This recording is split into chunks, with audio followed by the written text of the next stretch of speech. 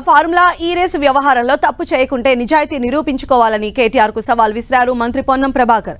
ఆర్థిక అవకతవకలకు పాల్పడ్డారని అభియోగాలు వచ్చాయి కాబట్టి ఎఫ్ఐఆర్ నమోదు చేశారన్నారు. నిజంగా మీరు తప్పు చేయనట్టయితే అది ఏసీబీ కోర్టా, సివిల్ కోర్టా, క్రిమినల్ కోర్టా ఏదైనా కావచ్చు. న్యాయపరంగా మీరు నిర్దోషి అనేది అయితే నిరూపించుకోండి.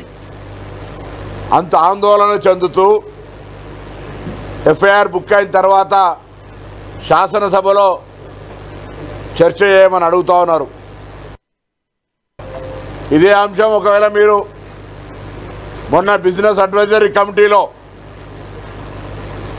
ఈ ఫార్ములా రేస్ కూడా మీ పార్టీ ఎజెండాగా ఒకటి ఇచ్చుంటే తప్పకుండా ఆలోచించే వాళ్ళం. శాసనసభలో ఏ అంశం అయినప్పుడు కూడా చర్చ చేయడానికి ప్రభుత్వం ఎక్కడ కూడా వెనకకు పోవడంలే. ఒక్కొక్కసారి తెల్లవారుజాము 3 గంటల దాకా కూడా శాసనసభను నడిపినటువంటి పరిస్థితులు ఈ తెలంగాణ ప్రజాపాలన వచ్చిన తర్వాత తెలంగాణ ప్రజలకు కనబడతా ఉంది.